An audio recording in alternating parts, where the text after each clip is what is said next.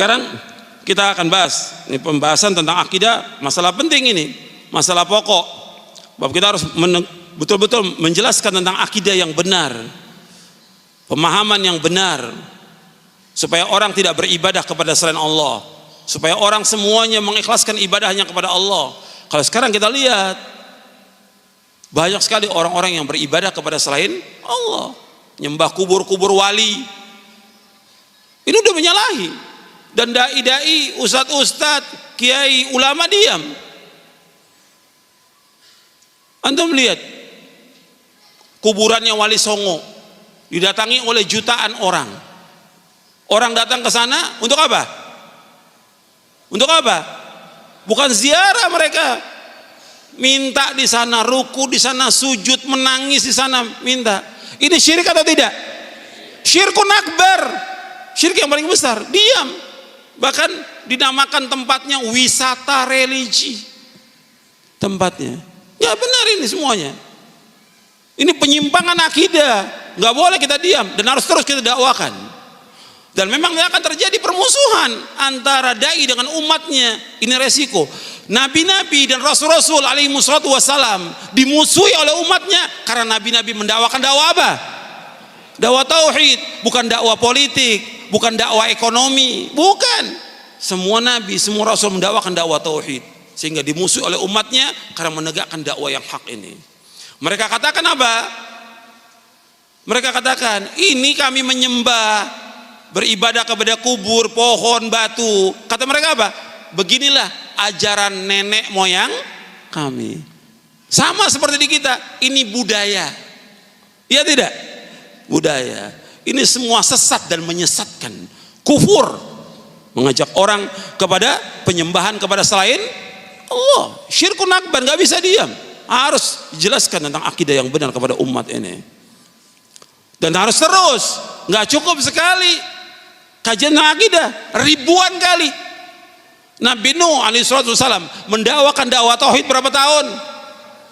Nabi Nuh alaihissalam 950 tahun. Kita belum apa-apa. Harus terus mengulang tentang akidah supaya orang ini faham tentang akidah yang hak ini, akidah yang benar. Makanya kita bahas dulu tentang pokok dalam kita mengambil dalil dalam kita beragama supaya jelas kita faham. Sekarang kita bahas tentang pengertian akidah yang kita bahas ini, akidah Ahlussunnah wal Jamaah. Kemudian yang kedua saya akan bahas tentang pokok. Artinya pokok dalam kita mengambil dan menggunakan dalil. Kalau pembahasan kita ya akidah Ahlussunnah wal Jamaah, meskipun banyak orang mengaku Ahlussunnah wal Jamaah aswaja. Iya, aswaja. Ahlussunnah wal Jamaah. Tapi maksudnya di Ahlussunnah wal Jamaah bagaimana nggak tahu kita. Nggak sesuai dengan Quran, nggak sesuai dengan Sunnah. Yang namanya aswaja, antum lihat di sini. Definisi Ahlussunnah wal Jamaah antum lihat di halaman 36. Lihat. Ini pakai keterangan dasar dari dalil dari para ulama. Jadi Ahlussunnah wal Jamaah mereka yang menempuh seperti apa yang mereka tempuh, yang pernah ditempuh oleh Rasulullah SAW dan para sahabatnya. Disebut Ahlussunnah karena kuatnya mereka berpegang dan ittiba' mengikuti sunnah Nabi SAW dan para sahabatnya. As-sunnah menurut bahasa adalah jalan, cara, apakah jalan itu baik atau buruk. Sedangkan menurut ulama akidah, as-sunnah adalah petunjuk yang telah dilakukan oleh Rasulullah SAW dan para sahabatnya, baik tentang ilmu, i'tiqad, keyakinan, perkataan maupun perbuatan. Dan inilah as-sunnah yang wajib diikuti. Orang mengikutinya akan dipuji dan orang menyalahinya akan dicela. Coba dilihat bukunya, perhatikan supaya antum dapat ilmu. Perhatikan, lihat bukunya.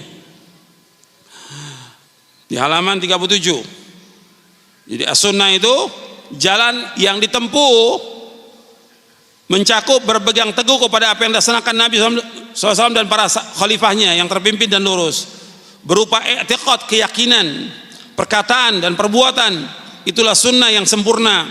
Oleh karena itu generasi salaf terdahulu tidak menamakan as-sunnah kecuali kepada apa yang mencakup ketiga aspek tersebut, yaitu berkaitan dengan akidah, berkaitan dengan ilmu, berkaitan dengan amal, berkaitan dengan akidah, keyakinan, berkaitan dengan ilmu, berkaitan dengan amal. Ini yang dikatakan sunnah. Hal ini diriwayatkan oleh Imam Hasan al-Basri, Imam al-Auza'i, Imam Fudail bin Iyad rahimahumullah. Itu yang dikatakan as-sunnah. Jadi as-sunnah ini mencakup semuanya. Ahlu sunnah artinya orang yang mengerjakan apa? Sunnah. Kalau sunnah, sunnahnya siapa? Sunnahnya kiai, sunnahnya ustadz, sunnahnya ulama, atau sunnah Nabi? Sunnah Nabi. Kalau mau diikutkan juga yang dekat dengan sunnah Nabi, sunnahnya khulafa rasyidin yang mengikuti sunnah Nabi. Fa'alaikum bisunnati wa sunnatil khulafa ar-rasyidil mahdiin.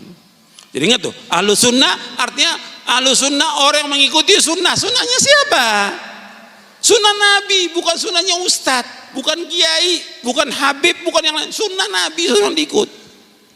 Tuh perhatikan tuh, sunnah Nabi sallallahu alaihi wasallam yang berkaitan dengan apa? Berkaitan dengan apa? Akidah, ilmu dan amal. Perhatikan itu. Kemudian al-jamaah.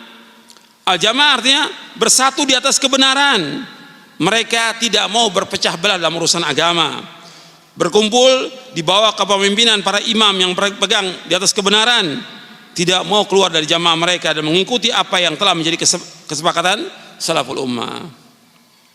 Jadi yang dikatakan jamaah itu adalah sahabat. Maka Nabi SAW ketika menyebutkan umat Islam ini akan berpecah menjadi 73 golongan, 72 masuk neraka, 1 yang masuk surga, Nabi menyebutnya apa? Al-jamaah. Sataftariku ummati ala 73 firqah kulluha finnar illa wahidah. Umatku akan berpecah menjadi 7 golongan, 72 masuk neraka, 1 masuk surga. Siapa ya Rasulullah yang 1 itu? Al-jamaah kata Nabi. Jamaah. Ini hadis sahih dari Imam Ahmad, Tirmidzi dan yang lainnya. Kemudian dalam riwayat yang lain yang diriwayatkan oleh Imam Al-Hakim dalam kitabnya Al-Mustadrak dan juga Imam At-Tirmidzi dalam sunannya yang dikatakan al-jamaah, Nabi sebutkan ma ana alaihil yauma wa ashabi. Orang yang mengikuti aku dan para sahabatku. Ma ana alaihil yauma wa ashabi. Orang mengikuti aku dan para sahabatku. Itu yang dimaksud dengan siapa? Al-jamaah. Jadi ahlu sunnah wal jamaah artinya orang mengikuti Rasulullah SAW dan para sahabatnya.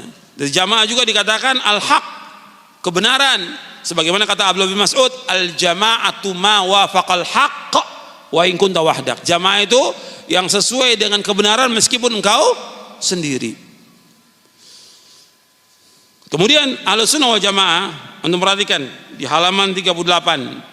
Jadi Ahlussunnah wal Jamaah adalah orang yang mempunyai sifat dan karakter mengikuti sunnah Nabi SAW dan menjauhi perkara-perkara yang baru dan bid'ah dalam agama. Jadi Ahlussunnah wal Jamaah orang yang bersifat dengan mengikuti sunnah Nabi SAW dan menjauhi perkara-perkara yang baru dan bid'ah dalam agama. Ini Ahlussunnah wal Jamaah. Kalau dia melakukan perbuatan syirik, mengajak kepada kesyirikan, bukan ahlu sunnah. Ahlu sunnah mengajak kepada sunnah Nabi, mengajak kepada tauhid, mengajak kepada pemahaman para sahabat. Ini ahlu sunnah wal jamaah. Tapi ini kalau kita lihat orang-orang mengatakan ahlu sunnah wal jamaah, mereka tidak demikian. Kalau mereka diminta dalil, hujah, mereka nggak mampu untuk membawakan dalil. Bahkan mereka berbuat apa? Berbuat bid'ah. Di sini disebutkan dan menjauhi perkara-perkara yang baru dalam agama. Sebab yang paling dibenci oleh Allah dan Rasulnya, yang pertama syirik, yang kedua apa? Bid'ah. Pertama syirik yang dibenci oleh Allah dan Rasulnya SAW. Yang kedua bid'ah. Maka Nabi mengancam keras kepada orang-orang yang berbuat bid'ah.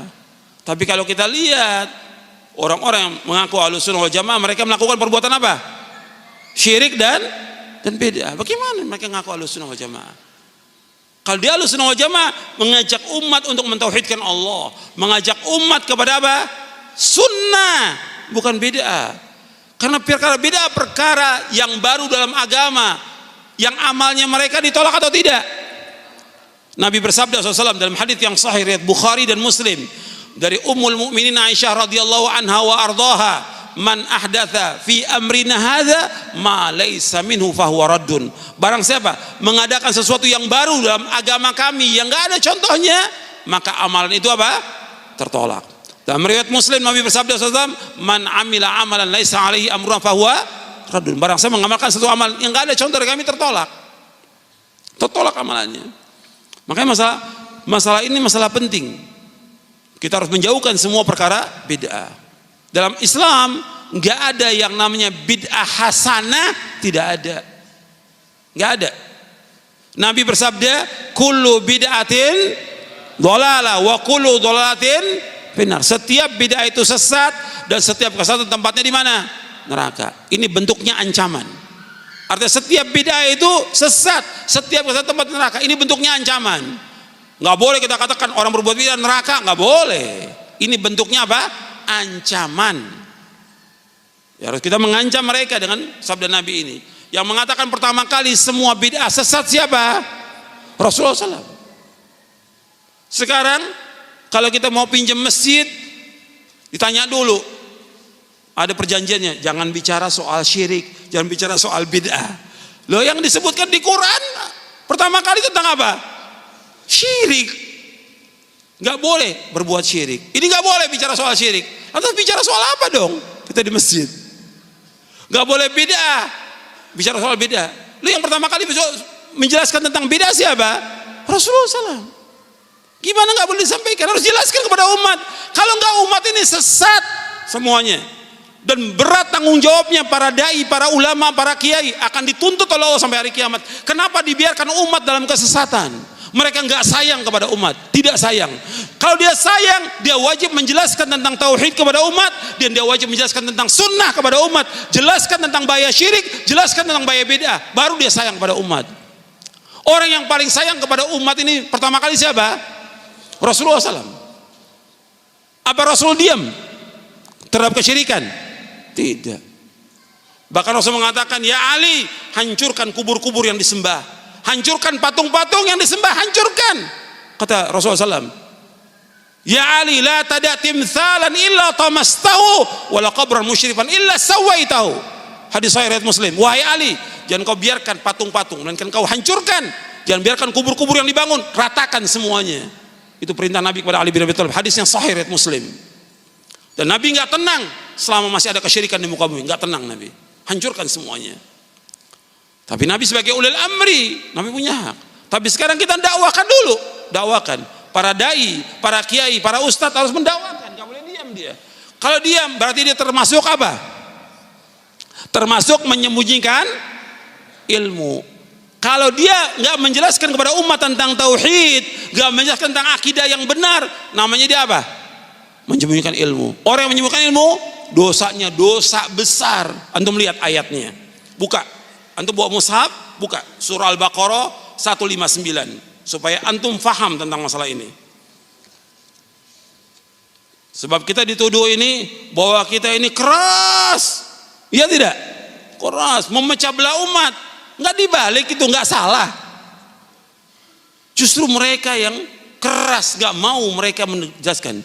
Juga mereka enggak sayang kepada umat. Enggak sayang kepada umat. Kalau dia sayang, dibimbing umat ini kemana?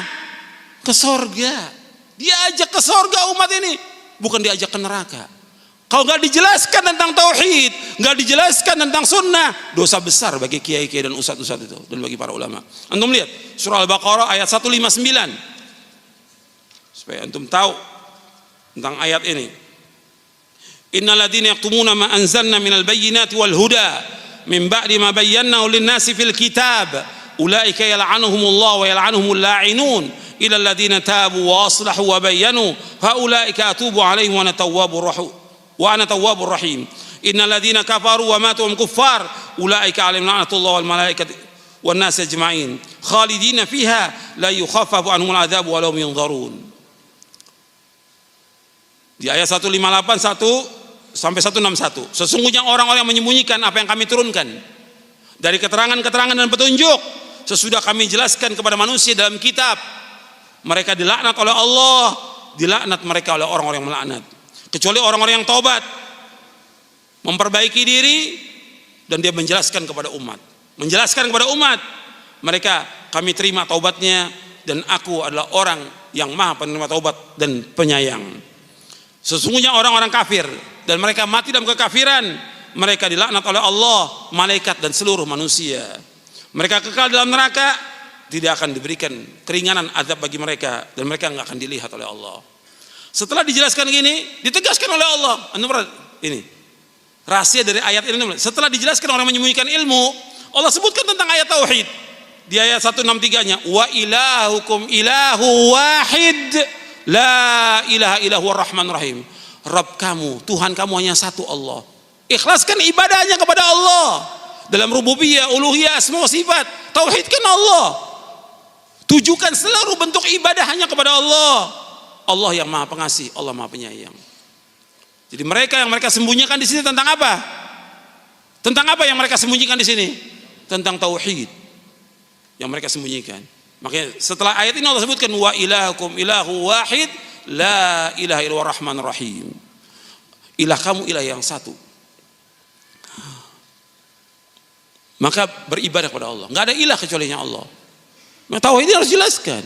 Makanya kalau orang tidak menjelaskan tentang tauhid, dia menyembunyikan apa? Ilmu. Enggak sayang dia kepada umatnya. Kiai-kiai, ustadz-ustadz, habib-habib dan yang lain enggak sayang kepada umat. Kenapa dibiarkan umat ini sesat? Enggak dijelaskan kepada mereka. Antum lihat dari mulai dia remaja sampai dia tua, enggak tahu dia tentang Islam sama sekali. Yang tahu hanya apa? Hanya nyanyi, ke kuburan, yasinan dan lain-lain. Iya tidak? Apa enggak kejam dia kepada umat? Kejam dia kepada umat. Mesti kalau dia sayang, jelaskan. Nabi Muhammad adalah orang yang paling sayang. Allah sebutkan dalam surah At-Taubah, laqad ja'akum rasulun min anfusikum azizun 'alaihi ma 'anittum harisun 'alaikum bil mu'minina raufur rahim. Di akhir surah At-Taubah Allah sebutkan, laqad ja'akum rasulun min anfusikum azizun 'alaihi ma 'anittum harisun 'alaikum bil mu'minina raufur rahim. Telah datang kepada kalian seorang rasul dari diri kalian. Dari diri kalian. Laqad ja'akum rasulun min anfusikum azizun 'alaihi ma 'anittum. Sangat sulit bagi dia apa yang menyusahkan kalian. Jadi Nabi enggak mau kalau umat ini susah, berat, enggak mau. Nabi makanya agama Islam ini mudah. Harisun 'alaikum, berkemauan keras untuk memberikan hidayah kepada kalian. Seorang dai, seorang ustadz, selalu dia ketika ceramah dia inginkan umat yang hadir mendapatkan hidayah, mendapatkan petunjuk, mereka digiring, dibawa ke sorga. Itu harus jelaskan kepada mereka. Bukan untuk cari popularitas, bukan supaya enak didengar, bukan, tapi bagaimana mereka tahu tentang Islam ini, yang mereka bisa mengamalkan Islam dengan benar. Kemudian itu Nabi harisun 'alaikum bil mu'minina raufur rahim. Dengan kaum mukmin apa? Sayang. Bentuk sayangnya Nabi bagaimana? Bentuk sayangnya Nabi bagaimana? Menjelaskan kepada umat kebenaran, menjelaskan kepada umat tentang tauhid, menjelaskan kepada mereka tentang apa? Syirik, menjelaskan kepada umat tentang bid'ah. Di zaman Nabi SAW belum ada bid'ah, tapi Nabi terus ingatkan setiap Jumat tentang bahaya bid'ah. Dan Nabi tinggalkan umat ini dalam keadaan putih bersih. Agama Islam putih bersih. Taraktukum ala mithlil bayda lailuha kanahariya la yazigu an ba'di illa halik. Aku tinggalkan agama yang putih bersih, enggak ada bercak syirik, enggak ada bercak bid'ah, bersih. Tidak ada yang menyimpang dari yang putih bersih ini, melainkan orang itu pasti binasa.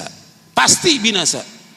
Hadis ini sahih diriwayatkan oleh Imam Ibnu Majah dalam sunannya, di muqaddimah sunannya, dan juga diriwayatkan oleh Imam Ibnu Abi Asim dalam kitabnya As-Sunnah. Jadi Nabi jelaskan kepada umat, jelas. Kita juga harus jelaskan kepada umat. Dan waktunya lama, terus jelaskan akidah yang hak ini.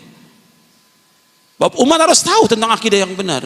Kesian kalau umat puluhan tahun ngaji nggak ngerti akidah, nggak ngerti manhaj. Kesian. Nanti terus juga bersama dengan itu dijelaskan tentang wudu, dijelaskan tentang sholat, tentang puasa, tentang zakat, tentang haji, tentang buyut, muamalah, dan tentang segala macam dijelaskan.